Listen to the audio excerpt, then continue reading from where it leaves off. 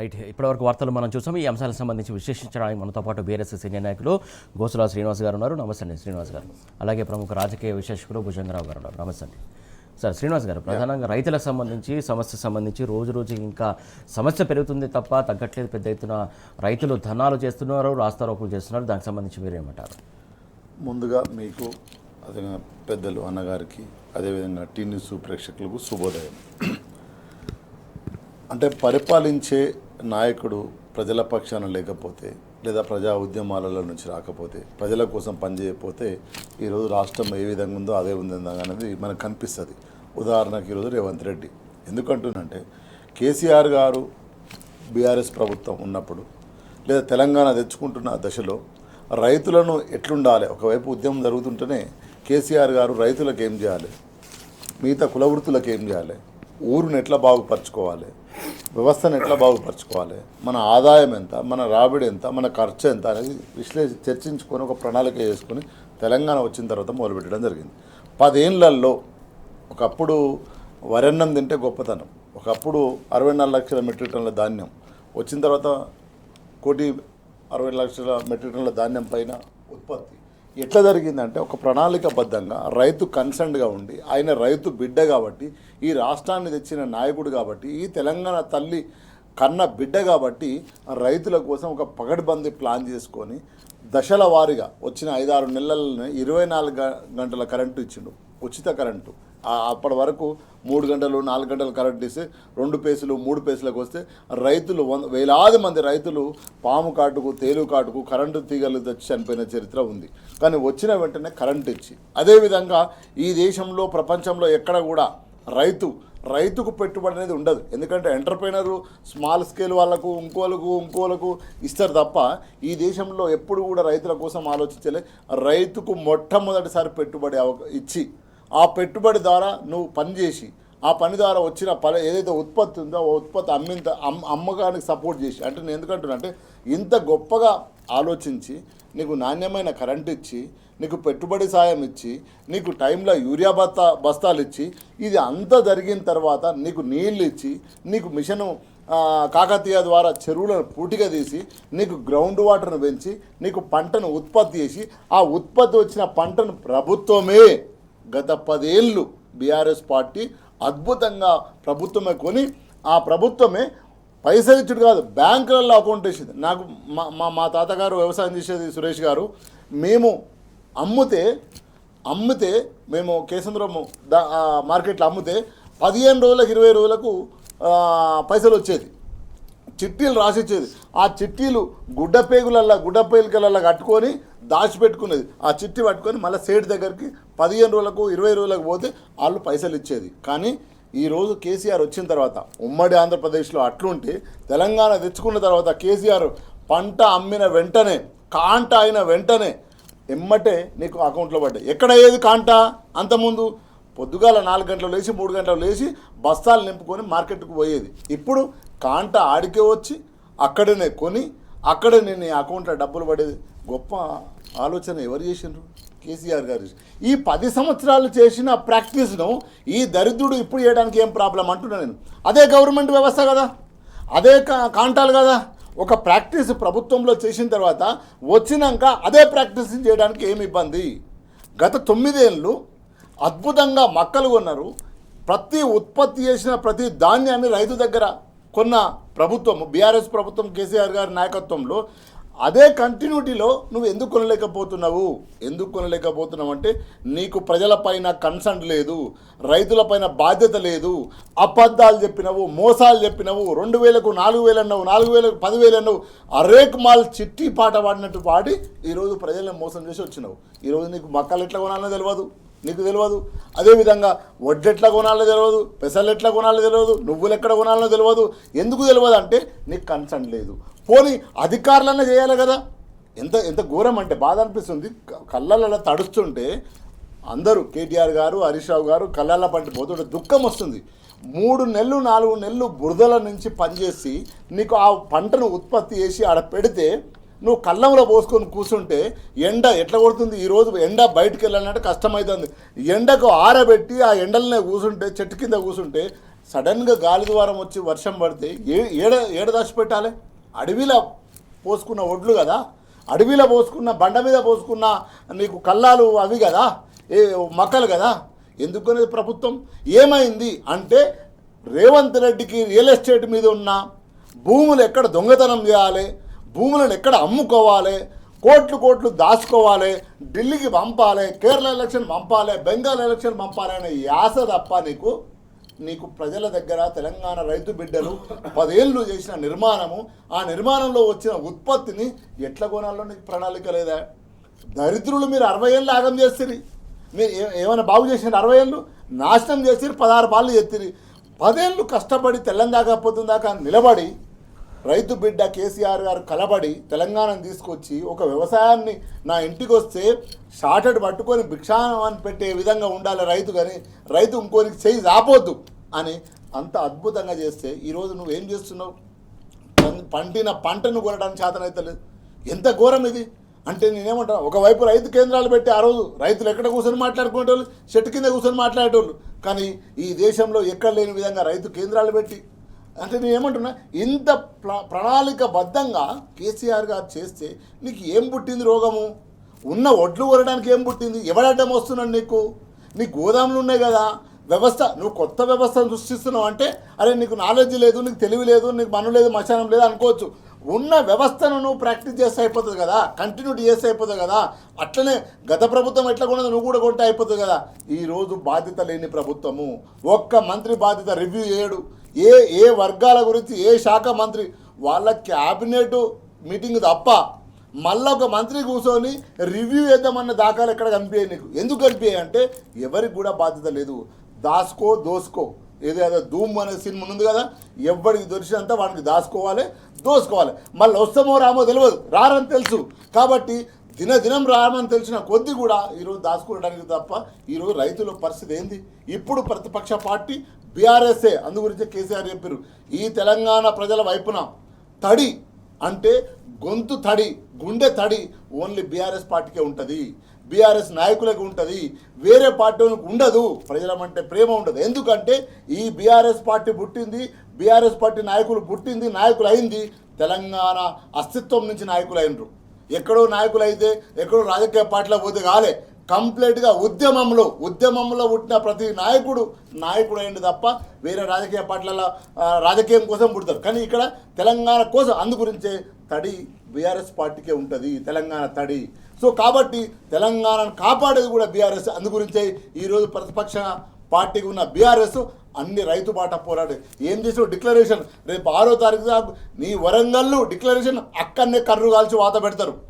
వరంగల్ అంటే ఒక చరిత్ర.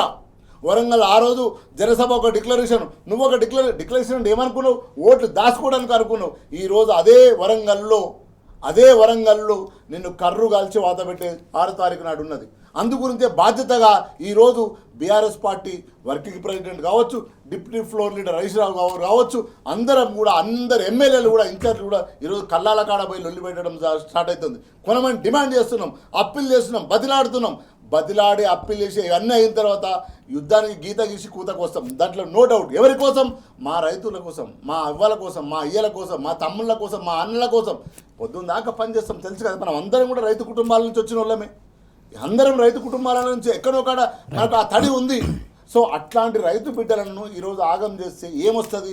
ఇప్పటికైనా ప్రభుత్వము కొనాలే, ఉత్తమ్ కుమార్ రెడ్డి మాట్లాడాలి, సంబంధించిన ఆ మంత్రి శాఖ మాట్లాడాలి, తుమ్మల నాగేశ్వరరావు మాట్లాడాలి. నీ రైతు అంటాడు, ఏడవైందయ్యా నీ రైతు? కనిపిస్తారు రైతులు కళ్ళాల పంటి వర్షాలు పడితే ఒడ్లు కొట్టుకపోతాడ, మొక్కలు కొట్టుకపోతాడు, కనపడతలేదా? నేను రైతులు అంటావు. నువ్వు రైతు అయితే మరి పండు కళ్ళంకాడ, ఒకరోజు పండు. తుమ్మల నాగేశ్వరరావు గారు ఒకరోజు కళ్ళంకాడ పండాలి. పొద్దున్న తల్లిదాకా పండుడు కాదు, పొద్దుందాకా కూర్చోవాలి. నువ్వు చెమటలు కారుతాయి, నీ మొత్తం తడుతుంది, కింద నుంచి పై దాకా తడుతుంది. అప్పుడు తెలుస్తుంది రైతు బాధ. అంతే కదా. 1000 ఎకరాలు ఉన్నోడు రైతు కాదు, భూస్వామి. నువ్వు రైతు అయితే రా, నువ్వు పండు మొక్కల కాడ, నువ్వు నిజామాబాద్ పోయి మొక్కల కాడ పండు, కరీంనగర్ పోయి ఒడ్ల కాడ పండు, తెలుస్తుంది నీకు బాధ, రైతు బాధ ఏందో. కొంచెం అన్న కన్సర్న్ లేకుండా మాట్లాడితే ఎట్లా? ఉత్పత్తి ఉత్పత్తి కష్టపడితేనే అవుతుంది, పట్టినే కాదు. మిషన్లో నొక్కితే ఈ వాటర్ బాటిల్ కనుక మిషన్లో పెడితే ధనాధన 1000 బాటిల్ కావాలంటే నిన్నట్టు రాదు. అది కష్టపడాలి.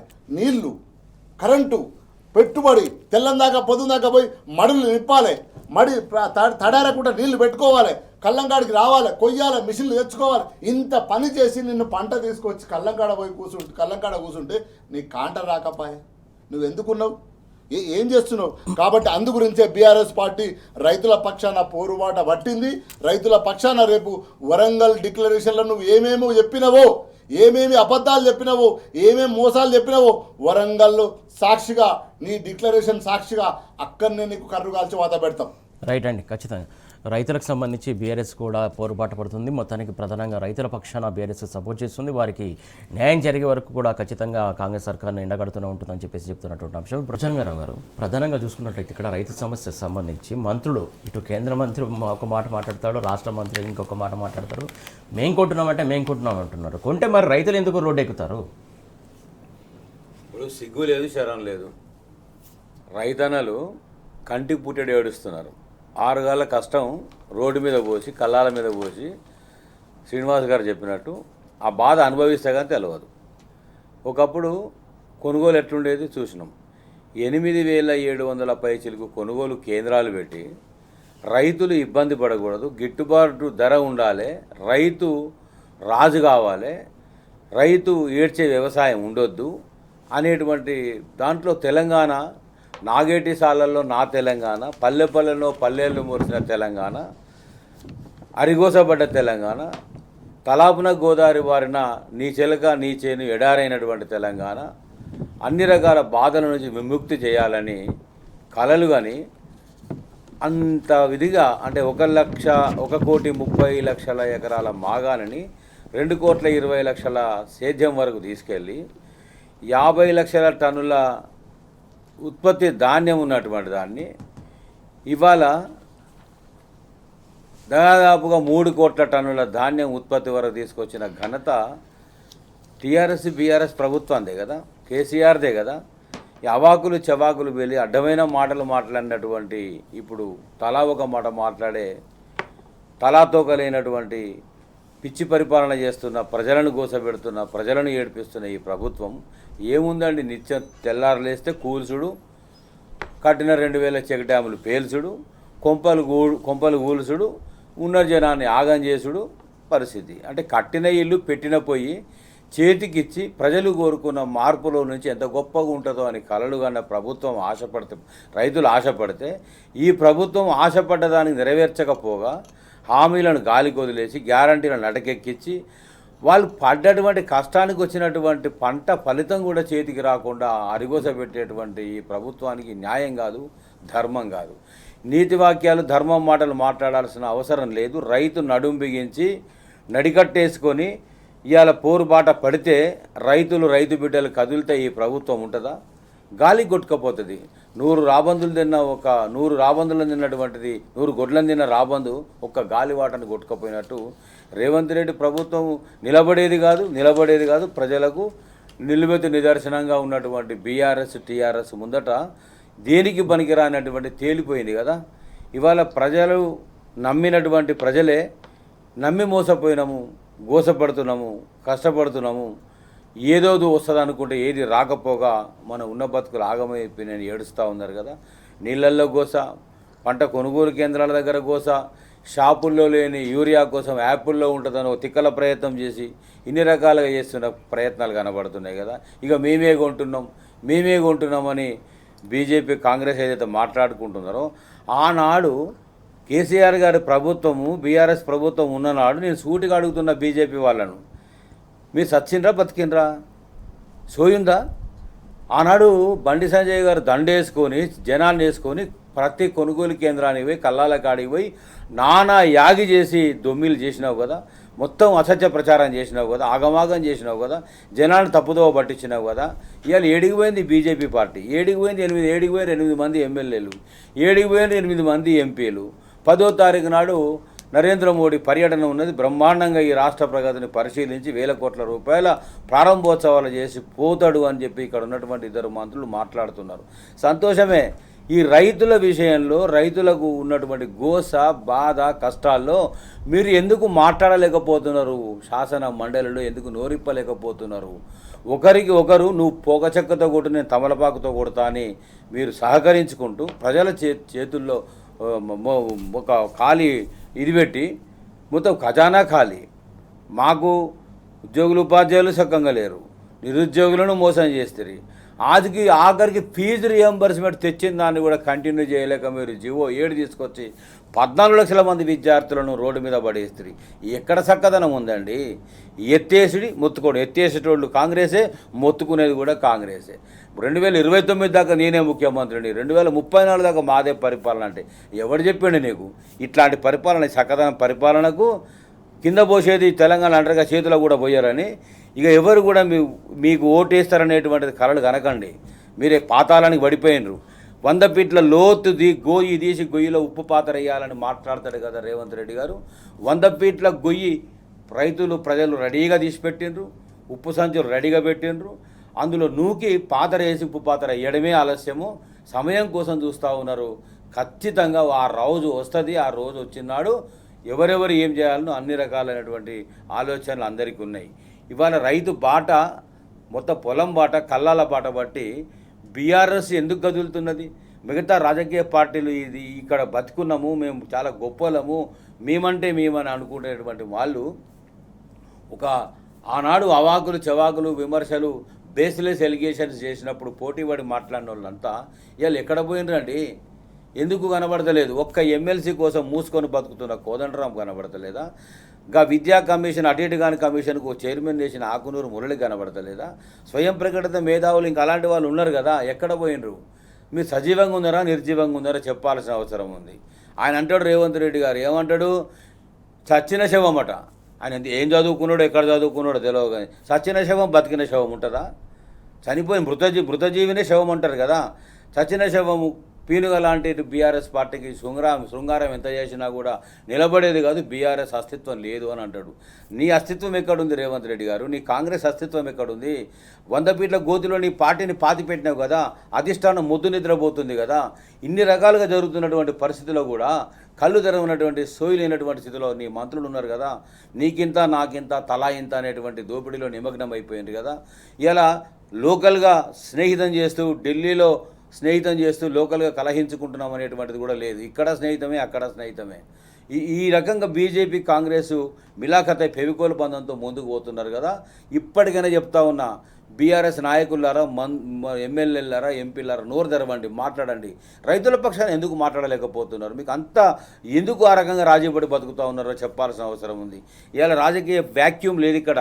ఖచ్చితంగా రాజకీయమైనటువంటి తిరుగుబాటు ఉంది. ప్రజల్లో తిరుగుబాటు ఉంది, విద్యార్థుల తిరుగుబాటు ఉంది, ఉద్యోగుల తిరుగుబాటు ఉంది, రైతుల్లో తిరుగుబాటు ఉంది, పేదల్లో తిరుగుబాటు ఉంది, బీదల్లో తిరుగుబాటు ఉంది. ప్రభుత్వాన్ని పాతరేయాలంటే వాటిని కాచుకొని కంకణం కట్టుకొని కూర్చున్నారు. కర్రు కాల్చి సుర్రున వాతాలు పెడితే పిర్రల మీద వాతలు తేలేటువంటి పరిస్థితి ఉంది తప్ప ఆ రకమైనటువంటి సిచ్యువేషన్ త్వరలో రాబోతుంది. రైతులకు అన్యాయం చేస్తే మాత్రం, రైతులకు ఏ మాత్రము నీవు ఆగం చేసినా కూడా సహించదు బీఆర్ఎస్, టీఆర్ఎస్ సహించదు. ఖచ్చితంగా మేము ముందుకు పోతాం. మా జనం పాట, జనం మాట వినిపించే దాంట్లో నిమగ్నం అయి ఉంటాము. ఖచ్చితంగా ఇప్పటికైనా లేచి మేల్కొని రైతులకు న్యాయం చేసే ప్రయత్నం చేయండి. ఆ రకంగా 90 లక్షల ధాన్యం వచ్చిందండి. ఇప్పుడు 90 లక్షల టన్నుల ధాన్యం వచ్చింది. ఇంతవరకు ఉన్నది మీ ముఖాలకు 10 లక్షల టన్నులు కూడా కాలేదు. పండిన పంటను ఏం చేసుకోవాలి, ఎక్కడ దాచుకోవాలంటది ఆ కొండా సురేఖ. మక్కలు ఎక్కడ పెట్టుకోవాలంటది. నీ ఇంట్లో పెట్టుకుందామని మంత్రి పోయినవా? నీకు సంబంధం లేనటువంటి శాఖ కదా. తుమ్మల నాగేశ్వరరావు మాట్లాడొస్తలేదా? నేను మాట్లాడమని చెప్పిండ్రా? మంత్రి ఉత్తమ్ కుమార్ రెడ్డి గారు ఎందుకు మాట్లాడలేకపోతున్నాడు? ఈయన నీళ్ళ మంత్రి, ఆయన వ్యవసాయ మంత్రి. ఈయన వ్యవసాయదారుడు, ఆయన వ్యవసాయదారుడే అంటాడు. మరి ఇద్దరు ఉన్నటువంటి పరిస్థితులలో ఎందుకు ఈ రకంగా జరుగుతూ ఉంది? తెలివి లేని, అనుభవం లేని, సోయి లేని, గాలివాటంగా కొట్టుకొచ్చిన జాక్పాట సీఎం ఏమో రేవంత్ రెడ్డి గారు. రేవంత్ రెడ్డి గారికి అవగాహన ఉండదు, ఆలోచన ఉండదు. ఏమైనా కూడా జనాలు పోగైనప్పుడు రెచ్చగొట్టాలి, 4 మాటలు మాట్లాడాలి, ఆ జనంలో ఆవేశం పెంచాలి, ఆవేదన పెంచుకోవాలి. అందులో నుంచి నాకేమొస్తుందని చలిమంటల్లో తన వెచ్చదనం కాసుకునేటువంటి ఒక పైశాచిక ఆనందం. ఆయనే చెప్పిండు కదా, నాకు షాడిస్టిక్ ప్లెజర్ ఉంటుందని చెప్పిండు కదా. మరి పైశాచిక ఆనందం ఉన్నటువంటి పరిపాలన ఇట్టే తగలబడుతుంది కదా. అంటే ప్రజలను ఏడిపించడం కొత్త అలవాటు ఏం కాదు. మేము తెలుసుకోవడంలో, ప్రజలు తెలుసుకోవడంలో అది పసిగట్టలేకపోయాను. నువ్వు షాడిస్ట్ నిజంగా చెప్పినావు, కరెక్టే చెప్పినావు. నువ్వు అన్ని అబద్ధాలు మాట్లాడినా నీ గురించి మాత్రం నిజమే చెప్తున్నావు. అక్కడక్కడ షాడిస్టిక్ ప్లెజర్ ఉన్న మాట నిజమే. అదే కాదు, ఒక సైకలాజికల్ డిజార్డర్ కూడా ఉంది నీకు. జనాలను ఎట్లా ఇబ్బంది పెట్టాలి, ఎట్లా ఏడిపియాలి, ఎట్లా గోస పెట్టాలి, అందులో నేనెట్లా ఆనందపడాలి అనేటువంటి కల్చర్లో నువ్వు ముందుకు పోతున్నావు. దీనికి తగినటువంటి గుణపాఠం, తగినటువంటి శాస్తి ఖచ్చితంగా నీకు బీఆర్ఎస్ చెప్పి తీరుతుంది. ఆ గుణపాఠం నీకు కలుగుతుందని చెప్తా ఉన్నాం. రైట్. శ్రీనివాస్ గారు, ప్రధానంగా ఇక్కడ చూసుకున్నట్టయితే ఏదైతే మక్కలు ఎక్కువని ఎక్కడ పెట్టాలో అంటూ కూడా మంత్రి కొండ సురేఖ చేసినటువంటి వ్యాఖ్యలు, దాంతోపాటు కూడా రాష్ట్రంలో ఏదైతే క్రైమ్ రేట్ పెరిగిందని ఆమె చేసినటువంటి వ్యాఖ్యలకు సంబంధించి మీరేమంటారు? వాస్తవమే కదా. ఇప్పుడు ఆమె పాపం తెలియకో తెలుసో తెలంగాణ ఆడబిడ్డ కొండ సురేఖ మాట్లాడింది. ఇప్పుడు ఒక మక్కలు ఎడగొంటామంటే గతంలో ప్రభుత్వం ఎడగొని పెట్టింది. అందుగురించే ఒక్క మంత్రికి కూడా ప్రజలపైన కన్సర్న్ లేదు, బాధ్యత లేదు. అందుగురించే ఇప్పుడు మన బండి సంజయ్ గారేమో మేము కొంటున్నాం అంటాడు, తుమ్మల నాగేశ్వరరావు మేము కొంటున్నాడు. మీరు కొంటున్నారు మంచిదే, మరి రైతులు రోడ్డు మీదకి ఎందుకు వస్తున్నారు? ఈ పోలీసు వాళ్ళు ధర్నా ఎందుకు చేస్తున్నారు? నేను సింపుల్గా అడుగుతున్నా. ఇప్పుడు రైతులు ఏమైనా బల్పెక్కి చేస్తున్నారా ధర్నా? ఎందుకు చేస్తున్నారు? రైతులు ఎందుకు రోడ్డు మీదకి వస్తున్నారు? ఎందుకు రావాల్సింది వచ్చింది? నువ్వు కేంద్ర ప్రభుత్వం, రాష్ట్ర ప్రభుత్వాలు రెండు అద్భుతంగా ఉన్నప్పుడు మరి ఎందుకు రైతులు రోడ్డు మీదకి వస్తున్నారు? నీ పోలీసు వాళ్ళు రోడ్డు మీదకి ఎందుకు వస్తున్నారు? ఇక్కడ ఫోటోలు కనిపిస్తున్నాయి కదా స్పష్టంగా, ఏ కాడికి పోయినా కనిపిస్తుంది కదా. ఒకటి. రెండో విషయం, ఇమ్మీడియట్లీ ఒక మంత్రి, ఒక బాధ్యత గల మంత్రి ఈరోజు కొండ సురేఖ అంటుంది కొని ఏడబెట్టుకోవాలని అంటుంది. ఎక్కడ కొంటున్నట్టు అంటే మీ దాంట్లో మీరే దొంగలని అర్థమైపోతుంది. దొంగ మాటలు మాట్లాడుతుండ్రు, రైతులను మోసం చేస్తున్నారు అని అర్థమైపోతుంది కదా స్పష్టంగా. కాబట్టి నేనేమంటున్నా, మక్కలు ఏడబెట్టాలని ఒక మంత్రి మాట్లాడుతుందంటే ఎంత బాధ్యత రహితం. గతంలో 10 ఏళ్ళు మక్కలు ఉన్నది కదా ప్రభుత్వం. ఇప్పుడు కొత్తగా నువ్వేం కొంటలేవు కదా, కొత్తగా మీ ప్రభుత్వం ఏం రాలేదు కదా. గతంలో ఉన్న దాన్ని గత ప్రభుత్వం ఏడగొన్నదో ఆఫీసర్లు ఉన్నారు కదా, అధికారులు ఉన్నారు కదా, వాళ్ళే అధికారులు కదా. మీరు మోసం చేసి వచ్చింది కానీ అధికారులు అయితే అక్కడే ఉన్నారు కదా. ఇప్పుడు డిస్కస్ బిట్ అధికారులు అడ్మినిస్ట్రేషన్ వాళ్ళతో మాట్లాడండి. ఎందుకు మాట్లాడతలేరంటే మీకు అవగాహన లేదు, ఒకటైతే బాధ్యత లేదు. ఎవడనైనా రావని నేను ఎంత దోసుకున్నా అనేదే లెక్క. Cabinet meeting for the cabinet meeting దేనికోసం జరుగుతుంది? ఒక పాలసీని తీసుకోవడం జరుగుతుంది.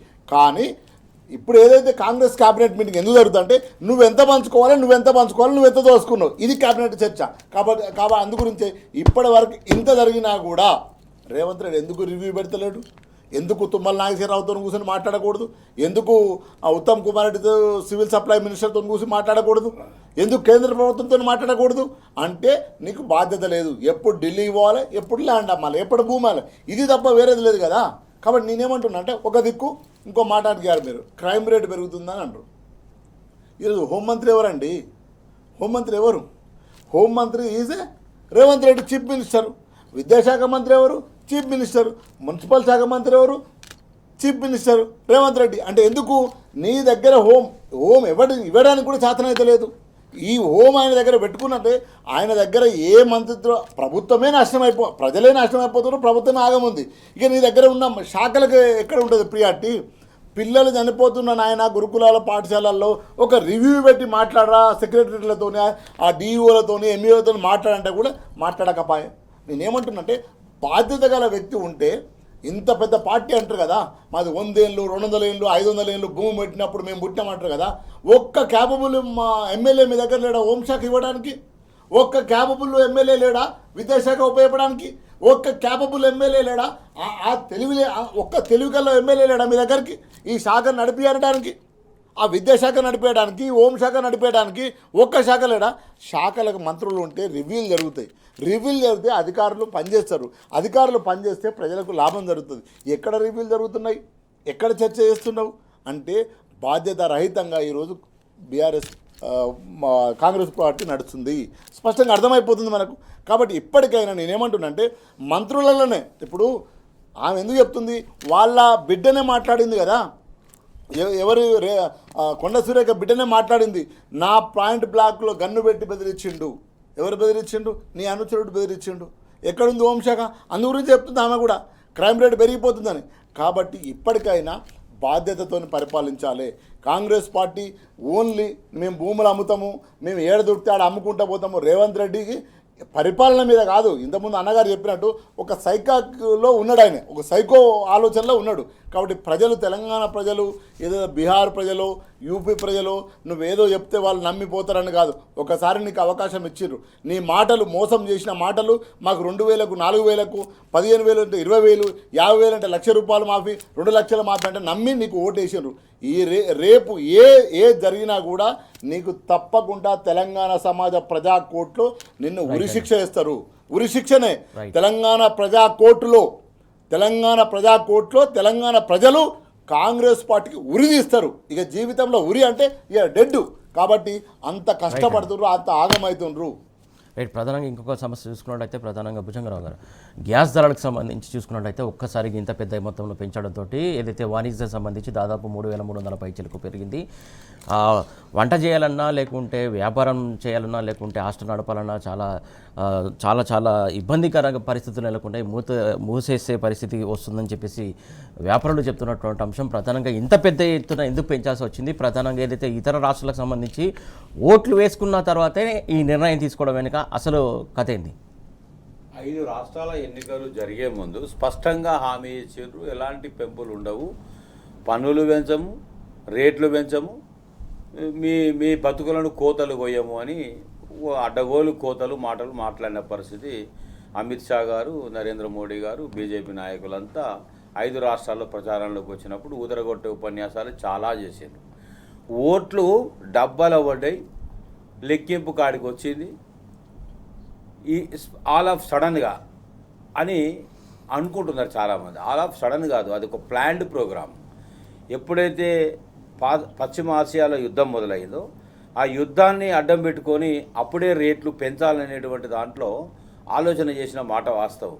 అది కనుక జరిగి ఉంటే ఓట్లు పడవు, మనకు ఫలితాలు రావు, మనం చాలా దెబ్బతింటాం అనే దాంతో కొంతకాలం ఆపి ప్రజలకు నమ్మబలికి ఆ దొంగ మాటలు చెప్పి ఖచ్చితంగా ఒక డైలీ అంటే దైనందిన జీవితంలో ఇప్పుడు మీరు చూడండి, స్ట్రీటు వ్యాపారస్తుల కానించి మొదలు పెడితే, చిన్న టిఫిన్ సెంటర్ల కానించి మొదలు పెడితే స్టార్ హోటల్స్ వరకు మీరు ఏకంగా ₹1,000 కమర్షియల్ సిలిండర్ పెంచితే బ్లాక్లో ఆ సిలిండర్ 7,000 నుంచి 10,000 రూపాయలు ఉంది. మీరు ₹1,000 ₹999 బాటా మాదిరిగా ఒక ₹1,000 అంటే అయిపోయేది, ₹1 ఎందుకు తక్కువ చేశారు? ఆ ₹1,000 ఆ రకంగా పెంచి మీరు కమర్షియల్ సిలిండర్ అందిస్తున్నాము అని అంటే ఇవాళ 5 కేజీల సిలిండరు ₹290 దాని రేటు పెంచి ఇవాళ కన్జ్యూమర్స్ డైలీ డొమెస్టిక్ సిలిండర్ మాత్రం పెంచట్లేదు, అది అట్లనే ఉంది అని అంటున్నారు. అది కూడా ఇది అయిపోయిన తర్వాత అది కూడా ముందుకు వస్తుంది. నేను అడుగుతా ఉన్నా, ఈ దేశంలో ఎర్రజెండా పార్టీలు ఎడిగిపోయినాయి. మీరు ₹5 పెంచినా రోడ్ల మీదకి వచ్చి డీజిల్, పెట్రోల్, ఆ రోజుల్లో గ్యాస్లోని ధర అండి, కిరోసిన్ ధర పెంచితే కిరోసిన్ బ్లాక్ మార్కెట్ ఎట్లా అమ్ముడుపోతుంది, పేదలు ఎట్లా బతకాలి, రోడ్డు మీదకి వచ్చి పోరాటాలు చేశారు కదా.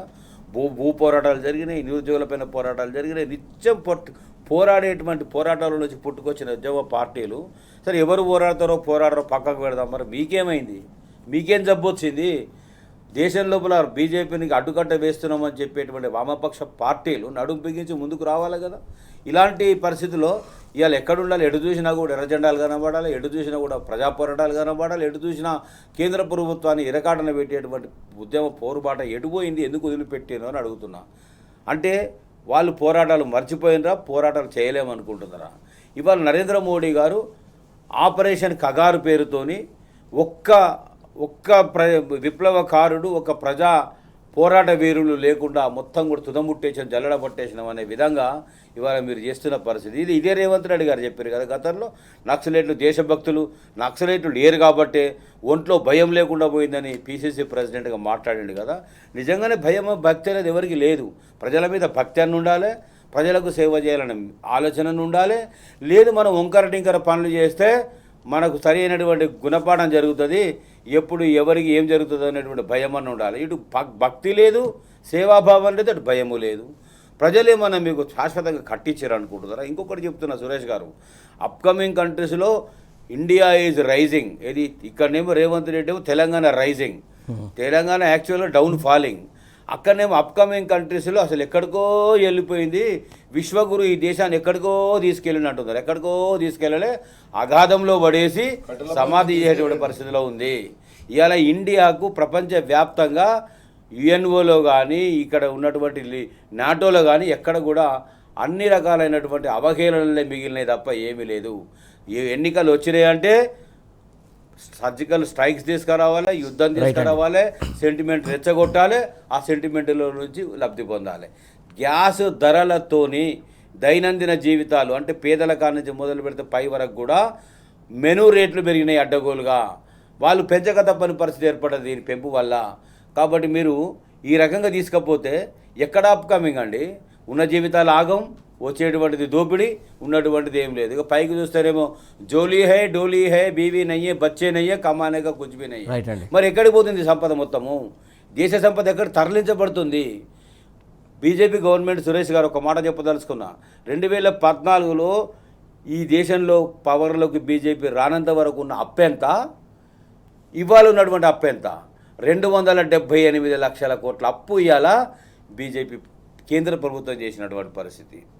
అది నిన్న మొన్న మహారాష్ట్రలో ఎంత అప్పు అయిందో ఒకసారి చూసుకోండి. జీతాలు గతి లేవు అక్కడ. ఇవాళ బీజేపీ పరిపాలనలో ఉన్నటువంటి రాష్ట్రాల్లో అనేక రకాల లక్షల కోట్ల అప్పులు ఉన్నాయి. ఇవాళ ఏది కేసీఆర్ గారు చేసినటువంటి అప్పును చిత్ర విచిత్రాలు మాట్లాడే పరిస్థితి ఉంది కదా. ఓకే, ఒక్క నిమిషం. సో మొత్తానికి కేంద్ర రాష్ట్ర ప్రభుత్వాలు కావాలనే దోచుకోవడానికి పేదల పట్ల కన్సర్న్ లేదనేది ప్రధానంగా దీన్ని బట్టి అర్థం చేసుకోవాలి. గ్యాస్ సిలిండర్ ధర కావచ్చు, లేకుంటే మిగతా అంశాలకు సంబంధించి కూడా కావచ్చు, కావాలనే కక్షపూరితంగానే ప్రజల పట్ల వ్యవహరిస్తున్నాయని చెప్పేసి చెప్తున్నటువంటి అంశం. శ్రీనివాస్ గారు, ప్రధానంగా ఏదైతే గ్యాస్ ధరల పెంపు సంబంధించి నిరసనగా బీఆర్ఎస్ క్యాడర్ మొత్తానికి నిరసన కార్యక్రమాలు చేపట్టాలని పిలుపునిచ్చారో, ఆ నేపథ్యంలో నిరసన కార్యక్రమాలు కొనసాగుతున్నటువంటి అంశం సంబంధించి మీరేమంటారు? మోడీ ఏమన్నాడండి? రావడంతోనే నేను నల్లధనాన్ని కాలా ధన్ కా లాపస్ ఆకే ధన్ 15 लाख దాల్తే గ్రోతింగ్, ఇండియా గ్రోతింగ్. ఈరోజు మోడీ చేస్తున్న ఏందండి? ఈరోజు పేదోన్ని ధ్వంసం చేసి బలిసినోడిని బక్కోడిని కొట్టి బలిసినోడిని బలిపిస్తున్నాడు. వాళ్ళిద్దరే అదాని అంబానీ. నేనేమంటున్నా, ఒక్కటేసారి 200 రూపాయలు 900 పైన 993 రూపాయలు పెంచితే ఎట్లా? ఇది చిన్న పరిశ్రమ. హోటల్ అనేది ఒక చిన్న పరిశ్రమ. వేలాది మంది, లక్షలాది మంది, కోట్ల మంది దాని మీద బతుకుతున్నారు. మనకు అర్థం కాదు. ఈరోజు మనం ఈ డిస్కషన్ అయిపోయాక టిఫిన్ తింటాం. ఎక్కడి నుంచి? హోటల్ నుంచి వస్తుంది కదా. అక్కడ కార్మికులు పనిచేస్తారు కదా. అదేవిధంగా మనం రోడ్డు మీద పోతుంటే ఎన్నో చిన్న చిన్న టెంట్లు వేసుకొని పెడతారు.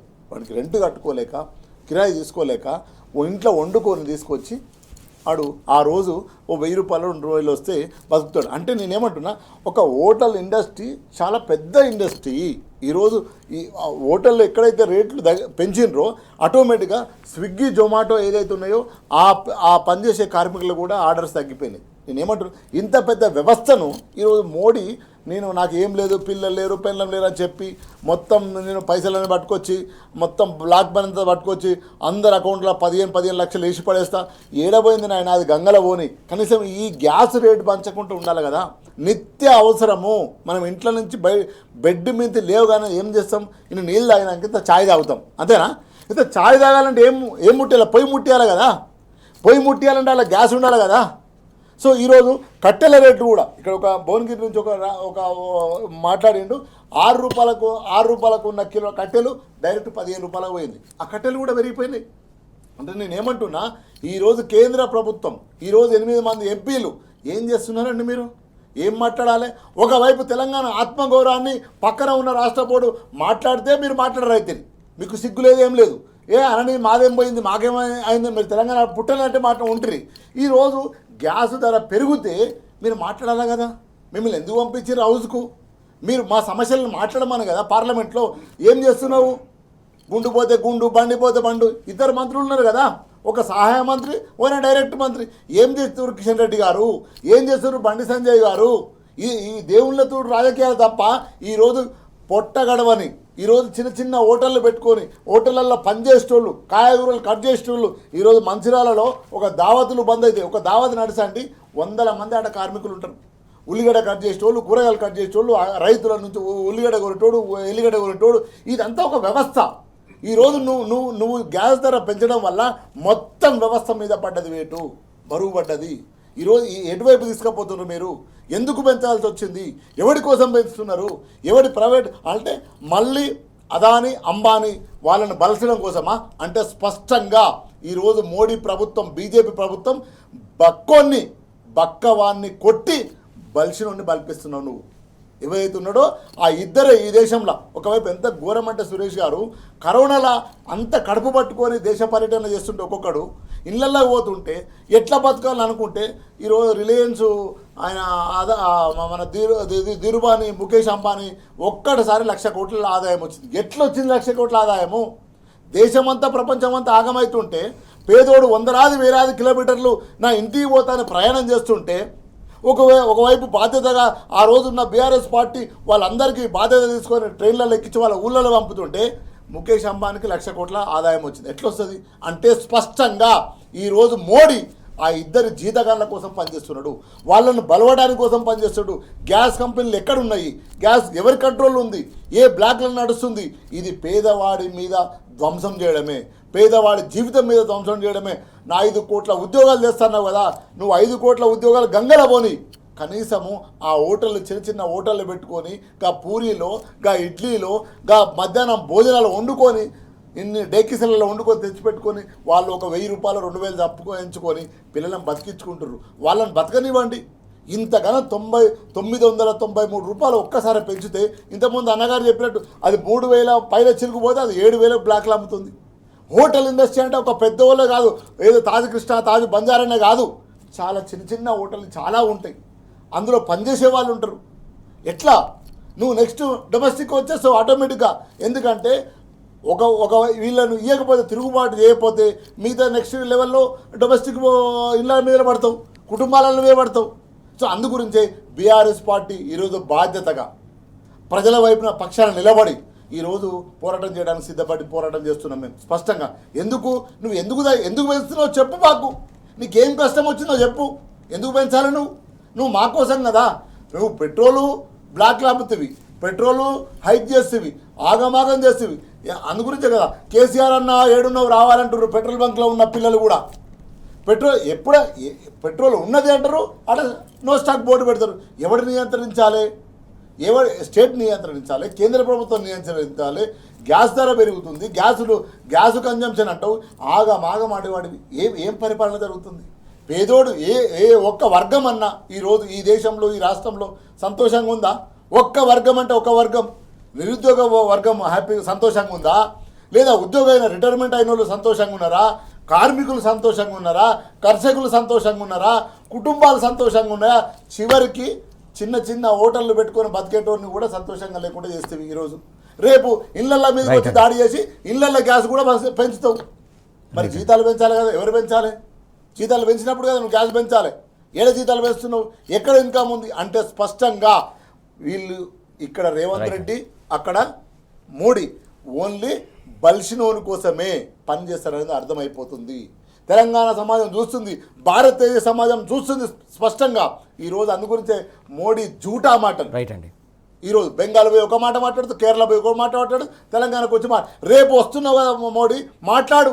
తెలంగాణ మాకు ఒక నిమిషం తెలంగాణ బిల్లులో ఏదైతే హామీలు ఇచ్చినో అవన్నీ చెప్పు నువ్వు. రైట్ అండి. రేపు 10వ తారీఖు వస్తున్నావు కదా మాట్లాడు. మాట్లాడకుండా 4 ఓట్ల కోసం వచ్చిపోతానంటే తెలంగాణ సమాజం ఊరుకోదు. ఓకే అండి, రైట్. మొత్తానికి అయితే ధరలు పెరుగుతున్నాయి, ఖర్చులు పెరుగుతున్నాయి, కాకపోతే సామాన్యుడి మాత్రం జీతం పెరగట్లేదు, జీతాలు పెంచాల్సిన బాధ్యత కూడా తీసుకోవాలని చెప్పేసి శ్రీనివాస్ గారు డిమాండ్ చేస్తున్నటువంటి అంశం. భుజరంగారావు గారు, ప్రధానంగా GO7 దీని ద్వారా అసలు విద్యార్థులకు ఇలాంటి నష్టం వాటిల్లుతుంది, GO7 రద్దు చేయాలని చెప్పేసి బీఆర్ఎస్ సంబంధించినటువంటి నాయకులు డిమాండ్ చేస్తున్నటువంటి అంశం. దీని గురించి మీరేమంటారు? ఇప్పుడు ఫీజు రియంబర్స్మెంట్ అనేది వైఎస్ రాజశేఖర రెడ్డి గారి హయాంలో శ్రీకారం చుట్టూ తీసుకొచ్చాడు. ఎస్, పెద్ద మనసు, విశాలమైనటువంటి దృక్పథం ఉన్నటువంటి కేసీఆర్ గారు ప్రజాహితమైన సమాజహితమైన కార్యక్రమాలు ఏవి రద్దు చేయలే, ఇంత చిల్లర కార్యక్రమాలు చేయలే. ఉపయోగపడుతుందనే దానిని మరింత మెరుగులు దిద్ది సకాలానికి డబ్బులు వచ్చే విధంగా ఫీజు రియంబర్స్మెంట్ అందించి దాన్ని కంటిన్యూ చేసినటువంటి గొప్ప మనసు కేసీఆర్ గారిది. ఇవాళ విద్యార్థులందరికీ తెలుసు. ఈ విద్యార్థులు కూడా అపోహలకు గురై, అసత్య ప్రచారాలకు గురై కాంగ్రెస్ వస్తే ఇంకా ఏదో ఒరుగుతుందని అనుకున్న దాంట్లో విద్యార్థులు కూడా కొంత భాగం అయి ఉన్నమాట వాస్తవం. ఇవాళ ఎంత బ్రతుకులు చిత్రం చేస్తున్నారంటే ఈ రాష్ట్రంలో 2,572 ప్రైవేటు యాజమాన్యాల విద్యా సంస్థలు ఉన్నాయి. 14 లక్షల మంది విద్యార్థులకు ఇవాళ ఎస్సీలు ఉన్నారు, ఎస్టీలు ఉన్నారు, బీసీలు ఉన్నారు, ఓసీలలో ఎకనామికల్ వీకర్ సెక్షన్స్ కూడా ఉన్నారు. వాళ్ళందరూ కూడా ఆర్థిక భారం లేకుండా మంచి మంచి కాలేజీలలో విద్యాభ్యాసం పూర్తి చేసుకొని అనేక రకాలైనటువంటి జీవితాల్లో విద్యార్హతలు పొందిన వాళ్ళు ఉన్నారు. అంటే ఇంతమంది విద్యార్థులను ఆగజేయడం కోసం ఒక కుట్ర జరుగుతూ ఉంది. అంటే ఆనాడు ఏమన్నాడు, బర్రెలు ఇస్తాడు, బర్రెలు చదువుకోమంటున్నాడు, గొర్రెలు ఇస్తుండు, గొర్రెలను చదువుకోమంటుండు, చేపలు ఇస్తుండు, చేపలు పట్టుకోమంటుండు. ఆయన దొరయ్య అందరినీ చదువుకు దూరం చేస్తున్నాడు. అవకాశాలు మీరు చదివితే తెలుగులలో ముందుకు పోయి ఏదో చేస్తారనే భయంతో కేసీఆర్ చేస్తున్నాడు అన్నారు. అరే కేసీఆర్ గారు అలా ఉన్న వాళ్ళకి అవన్నీ అందించి చదువుకునే విద్యార్థులకు విద్యా అవకాశాలు కల్పించి ప్రైవేటు విద్యా సంస్థల్లో చదువుకున్నటువంటి అనేక లక్షల మంది విద్యార్థులకు ఫీజు రియంబర్స్మెంట్ అందించిన క్రమంలో 2732 కోట్లు ఇవాళ డ్యూ ఉన్నాయి ప్రైవేట్ యాజమాన్యాలకు బకాయి పడేటువంటి పరిస్థితి. ఇవాళ ఏమడుగుతా ఉన్నారు, ఆ GOMS నెంబర్ 7 తీసుకురావడంలో బకాయిల మాట చెప్పకుండా విద్యార్థులకే నేరుగా ఆర్థిక ప్రయోజనాలు అందిస్తాం, మీ ఫీజులు మీ దాంట్లో జమ చేస్తాం అంటే ఇవాళ మీ ప్రైవేట్ కాలేజీ ఉంది సురేష్ గారు, నేను డబ్బులు కట్టండి నాకు అడ్మిషన్ ఇస్తారా? డబ్బులు కట్టాలి, నేను అడ్మిషన్ తీసుకోవాలి, నా తండ్రి అప్పు చేయాలి, నా తల్లి అప్పు చేయాలి, వడ్డీకి తీసుకోవాలి, నీకు చెల్లింపులు చేయాలి, అట్లా నేను కడితే చదువుకుంటా, లేకపోతే బయటికి పోయి నేను లేబర్గా బతకాల్సిన పరిస్థితి. అంటే ఇంత దుర్మార్గమైనటువంటి ఆలోచన వెనుక కుట్ర విద్యావకాశాలకు విద్యార్థులు దూరం చేయడమే, తల్లిదండ్రుల మీద భారం మోపడమే. ఇవాళ జీవితాలు మరింత భారం చేసి మెరుగైన సమాజం కోసం ఆలోచన చేసే మెరుగైన ఆలోచన ముఖ్యమంత్రి మరి ఇట్లా ఉండడు. ఈ రకమైన విధ్వంసకరమైన ప్రవృత్తిలో ఉన్నటువంటి ఈ ముఖ్యమంత్రి పరిపాలనా విధానాన్ని, విధ్వంసాన్ని విద్యార్థులు చాలా మంటగా ఉన్నారు. వీడెవ్వడు పరిపాలన, వాడెవ్వడు వీడెవ్వడు, మధ్యలో ఈ రేవంత్ రెడ్డి ఎవడు? ఆనాడు వైఎస్ పెట్టిండు, కేసీఆర్ కంటిన్యూ చేసిండు, మధ్యలో వచ్చి ఈయన నెంబర్ 7 తీసుకొచ్చి మమ్మల్ని రోడ్డు మీద పడేసిండు. నీ సంగతి తేలుస్తాం బిడ్డ అనేటువంటి దాంట్లో విద్యార్థులకు వస్తున్న పరిస్థితి ఖచ్చితంగా జరుగుతుంది. బీఆర్ఎస్వి ఆ దిశగా పోరాటం తీసుకుంటుంది. పార్టీ పూర్తిగా విద్యార్థులకు న్యాయం జరిగే వరకు, GO 7 రద్దయ్యే వరకు వెంట ఉంటాం, పోరాడతామని చెప్తాం. రైట్ అండి శ్రీనివాస్ గారు, ప్రధానంగా విద్యార్థుల ఖాతాల్లోకి ఫీజు రీయింబర్స్మెంట్ వేయడం అనేది దీంట్లో ఉన్నటువంటి అసలు మర్మం ఏంటి? అంటే రేవంత్ రెడ్డి అబద్ధాలకు ప్రపంచ దానిలో ఉంటే ఆయనకు ఆస్కార్ అవార్డు ఇస్తారు. ఒకరు ఆస్కార్ అవార్డు అని పెడితే అంటే 2.5 ఏళ్ళు అద్భుతంగా కాలేజీ యాజమాన్యాలను మోసం చేసిండు. ఇగో దసరకు, ఇగో దీపాలకి, ఇగో దసరకు, ఇగో సంక్రాంతికి, ఇగో ఏడాదికి, ఇగో మైసమ్మ పండుగ, పోషమ్మ పండుగ అని అయిపోయింది. 2.5 ఏళ్ళు వాళ్ళను మోసం చేసిండు. ఆ 2000 కోట్ల పైన ముద్ద పెట్టిండు. కూర్చోండి. ఇప్పుడు నెక్స్ట్ లెవెల్ తీసుకున్నాడు అన్నాడు. ఈ 2.5 ఏళ్ళకి ఏంటంటే డైరెక్ట్ విద్యార్థులను ప్రజలను మోసం చేయడానికి సిద్ధపడ్డాడు. అదే GO నెంబర్ 7. ఇప్పుడు ఏమంటుండు, నేను కొత్తగా ఫ్రెష్ ఇప్పుడు మీకు డైరెక్టే ఇస్తాగా. ఎందుకునైనా అంతకుముందు ఉన్న ప్రాసెస్ ఉంది కదా, నీ పార్టీ నాయకుడే రాజశేఖర రెడ్డి గారు తీసుకొచ్చింది కదా ఇదంతా వ్యవస్థ, అది కంటిన్యూ చేసింది కదా, అన్న చెప్పినట్టు అది ప్రజలకు ఉపయోగపడుతుంది అన్నప్పుడు నువ్వు మళ్ళీ ఈ కొత్త ఆలోచన ఏంటంటే మరోసారి విద్యార్థుల తండ్రిదండ్రులను మోసం చేస్తాడు. ఎట్లా మోసం చేస్తాడంటే ఇక ఏసులు లేదు వాళ్ళకు, ఇక నేను అడిగేటోళ్ళు లేరు. ఎందుకంటే కాలేజీ వాళ్ళేమో ఆర్గనైజ్ అయ్యి వస్తున్నారు కదా, విద్యార్థులు ఆర్గనైజ్ కాలేరు కదా అనుకునే ఉపాయంతో మళ్ళీ మోసం చేస్తుంది. అంటే ఎట్లా అంటే ఈరోజు రైతు బంధు ఏమన్నాడు, నేను 15,000 వేస్తాన్నాడు, రైతు కూలీలకు ఇస్తాన్నాడు, ఇప్పుడు 1 ఎకరానికి ఇచ్చిండు మొన్న, ఇక మళ్ళీ లేదుగా. సో అంటే నేనేమంటున్నానంటే మోసం ఎట్లా చేయాలనేది ప్రపంచంలో నెంబర్ 1 ఎవరంటే రేవంత్ రెడ్డి. ఆ మోసం ఈరోజు రాహుల్ గాంధీని అడగాలి. ఇప్పుడు మనం రాహుల్ గాంధీని ఏమని అడగాలంటే, రా నాయన అశోక్ నగర్కి వచ్చి ఛాయ్ తాగిపోదురా, మంచి ఇరాన్ ఛాయ్ తాపిస్తాము, అల్లం ఛాయ్ తాపిస్తాము అనాలి, మాట్లాడమనాలి. రాహుల్ గాంధీ వచ్చిండు కదా, ఛాయ్ తాగిండు కదా, ఉద్యోగాలు వేస్తానన్నాడు కదా, ఫీజులకు నేను మాట్లాడుతానన్నాడు కదా, విద్యార్థుల వైపున నేను ఉంటా అన్నాడు కదా, దా రాహుల్ గాంధీ రా, ప్రియాంక గాంధీ రా, సరూర్ నగర్ స్టేడియంకు రా, నిరుద్యోగ భృతి అన్నావు కదా, మాట్లాడమని అలా పిలవాలి. ఇప్పుడు ఆసన్నమైంది టైం. ఇప్పుడు విద్యార్థి లోకం, తెలంగాణ యువత అమాయకులు అనుకుంటున్నాడు రేవంత్ రెడ్డి. కానీ యువత నిలబడి కలబడితే మాత్రం రేవంత్ రెడ్డి కాదు, రేవంత్ రెడ్డి బాబులతో కాదు. కాబట్టే ఈరోజు బీఆర్ఎస్ పార్టీ జీవోను రద్దు చేయాలని డిమాండ్ చేస్తుంది. నువ్వు ఇచ్చిన ఏవైతే హామీలు ఉన్నాయో అవి అమలు చేయాలంటుంది. వాళ్ళకు కావాల్సిన కాలేజీల బకాయిలు చెల్లించాలంటుంది.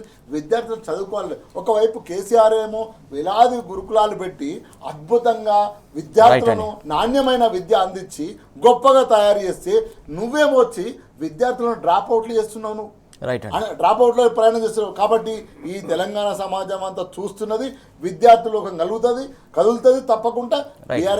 బీఆర్ఎస్ పార్టీ కూడా ముందుండి కలబడి నిలబడి మెడల్ వంచైనా ఆ ఫీజు రియంబర్స్మెంట్ కంటిన్యూ చేస్తాం, విద్యార్థుల వైపు నిలబడి పోరాడతాం. రైట్ అండి. థ్యాంక్ యూ శ్రీనివాస్ గారు, థ్యాంక్ యూ అండి భుజంగరావు గారు, థ్యాంక్ యూ సో మచ్. మొత్తానికి చూస్తున్నాం కదా, విద్యార్థులను మోసం చేయడానికి ఈ జీవో నెంబర్ 7 తోటి ఆటలాడుతున్నాడు. విద్యార్థి ఖాతాల్లోకి నేరుగా పైసలు వేస్తా అని చెప్పేసి మళ్ళీ కొత్త నాటకానికి కాంగ్రెస్ సర్కారు తెరలేపుతుందని చెప్పేసి ఆరోపిస్తున్నటువంటి అంశం. ఇది వాటి వార్తలు వాస్తవాలు. Keep watching tea news.